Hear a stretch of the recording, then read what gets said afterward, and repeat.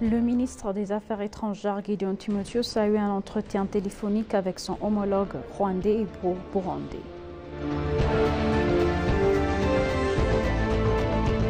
Le Turkménistan a exprimé son soutien aux efforts de l'Éthiopie dans sa demande de port maritime.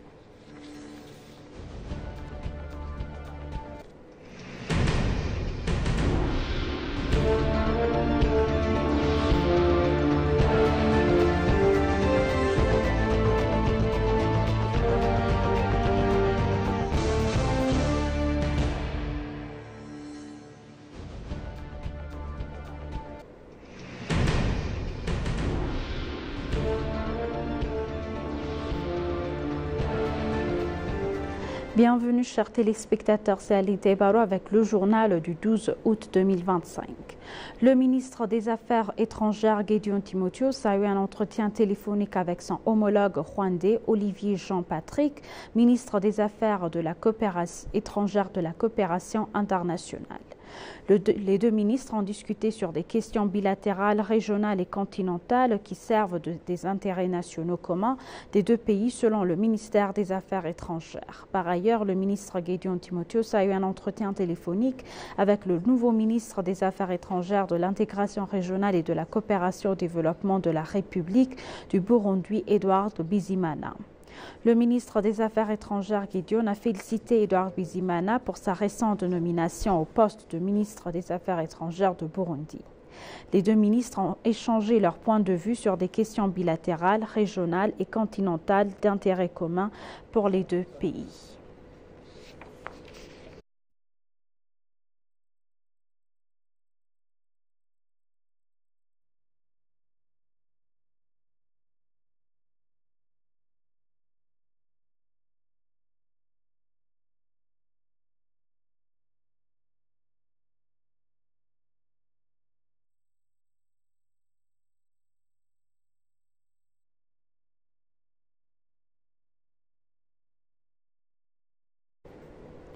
Le Turkménistan a exprimé son soutien aux efforts de l'Éthiopie dans sa demande de port maritime. À la suite de la 3e conférence des Nations Unies sur les pays en développement son littoral organisée par le Turkménistan, l'ambassadeur d'Éthiopie au Pakistan, Jamal Bakr, s'est entretenu avec le ministre turkmène des Affaires étrangères Rachid Meredov.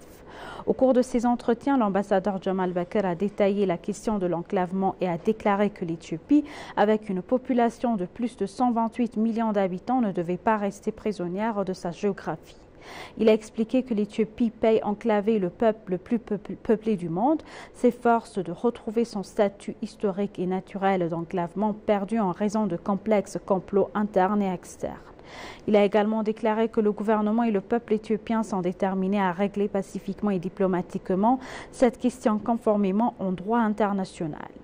L'ambassadeur a déclaré que cet effort est non seulement dans l'intérêt national, mais aussi crucial pour l'intégration, le développement et la sécurité régionaux.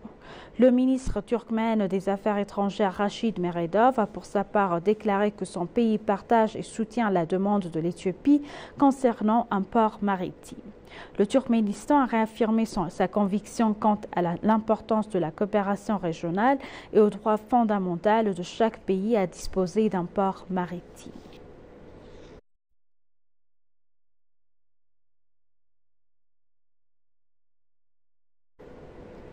Le président de la Chambre de la Fédération Agegno Teshagel a déclaré que la 20e édition de la Journée des nationalités et peuples serait marquée par des festivités exceptionnelles avec pour objectif de consolider l'unité et la solidarité au sein de l'Éthiopie. En préparation de la 20e journée des nations, des nationalités et des peuples, le président de la Chambre de la Fédération, Agegno Teshagel, a présidé la première séance de planification du leadership rédigée par les membres du comité général. S'exprimant à propos de la 20e journée des nations, des nationalités et des peuples, Agegno a souligné que l'organisation de cette célébration dans l'état du centre de l'Éthiopie témoigne du succès tangible des efforts considérables déployés pour répondre à certaines préoccupations. Le président a souligné que la célébration de cette année coïncide également avec l'inauguration du grand barrage de la Renaissance et le lancement officiel du processus de consultation nationale. En outre, Agagna a souligné que l'organisation de l'événement dans l'état du centre de l'Éthiopie servira de catalyseur au développement de la région, au développement des infrastructures et à la croissance des investissements.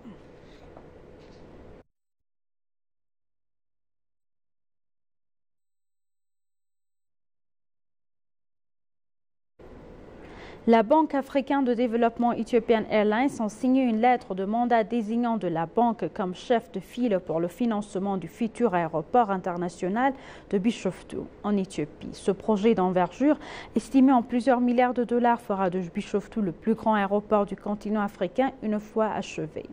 Le document a été signé par le président de la Banque de développement africaine, Dr Akinwumi Adesina, et la directrice commerciale d'Ethiopian Airlines, Lamaya Decha. Ce partenariat stratégique reflète le rôle central de la Banque africaine de développement dans le développement d'infrastructures majeures en Afrique grâce à sa capacité à mobiliser des financements publics et privés autour du projet complexe.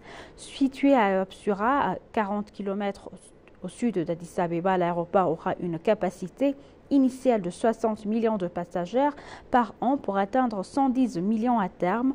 À titre de comparaison, les aéroports africains les plus fréquents accueillent actuellement entre 18 et 29 millions de passagers par an. Ethiopian Airlines prévoit une ouverture progressive du site à partir du novembre 2029. Le ministre des Finances Ahmed Shide a salué cette initiative comme un levier majeur de prospérité, tandis que le Dr Adesina a souligné le rôle clé d'Ethiopian Airlines dans l'intégration régionale.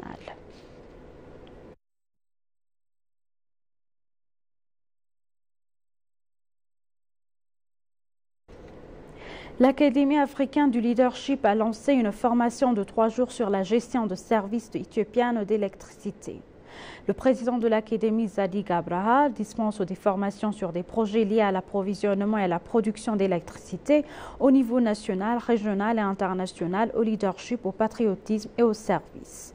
Dans son discours d'ouverture, il a déclaré que la production et la distribution d'électricité sont le moteur du développement global d'un pays.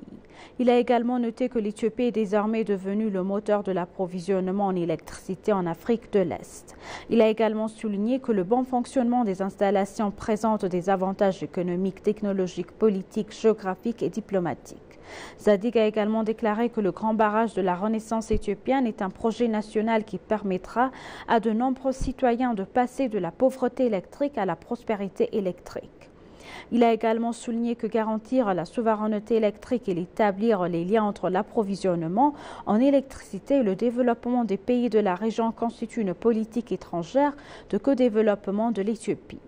Le président a noté que le grand barrage est également une fierté nationale et un symbole majeur de l'ère du renouveau africain.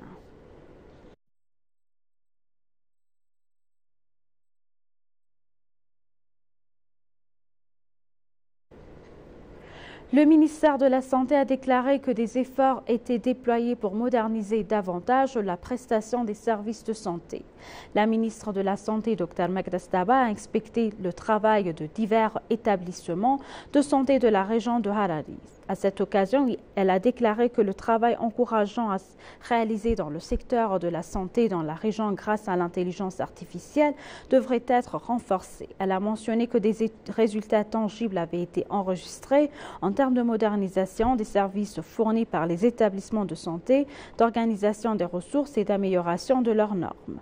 Elle a ajouté que le service fourni par l'hôpital Jugal, grâce à la radiographie numérique et à l'intelligence artificielle, constituerait une expérience pour d'autres. Elle a également souligné que des efforts étaient déployés pour moderniser davantage la prestation de services de santé complets à l'échelle nationale.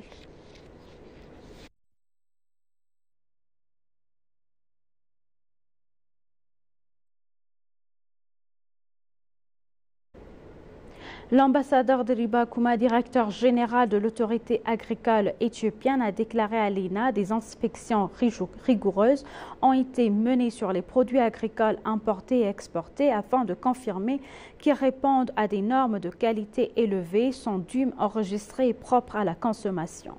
Selon l'ambassadeur de Riba, aucun problème de qualité n'a été signalé lors de la commercialisation des exportations agricoles éthiopiennes au cours de l'exercice budgétaire 2017 clos. L'ambassadeur de Riba a souligné que ces mesures visent à répondre aux besoins de consommateurs et à accroître l'acceptation internationale des produits d'élevage éthiopiens. Le nouveau centre de quarantaine animale de Mille a reçu une approbation internationale permettant l'exportation d'un grand nombre de têtes de bétail vers de nombreux pays, a-t-il indiqué. Khalifa Hussein, président de l'Association éthiopienne de producteurs et exportateurs de viande, a noté que l'association a exporté plus de 120 millions de dollars de viande et de sous-produits au cours du dernier exercice, soit une augmentation de 67% par rapport à l'année précédente et 100% au-dessus de l'objectif.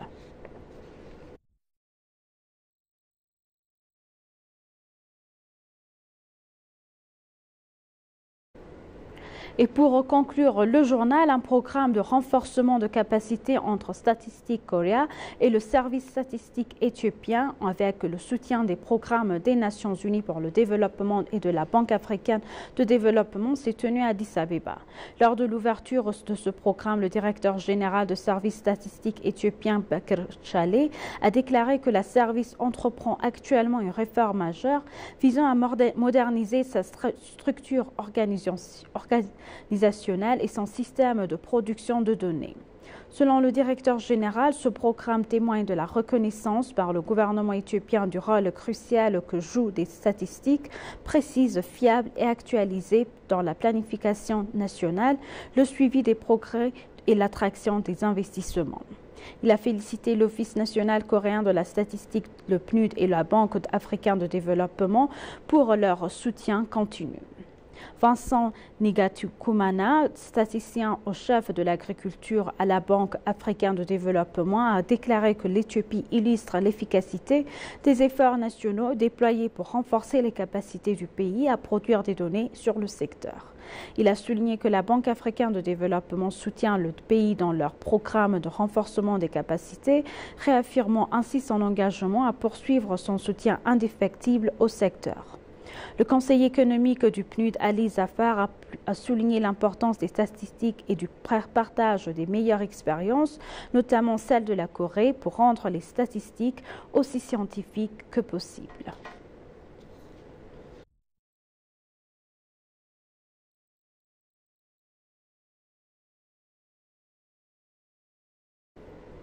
Chers téléspectateurs, nous vous rappelons les titres principaux.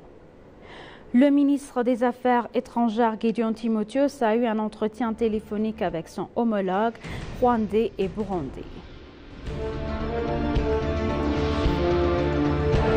Le Turkménistan a exprimé son soutien aux efforts de l'Éthiopie dans sa demande de port maritime.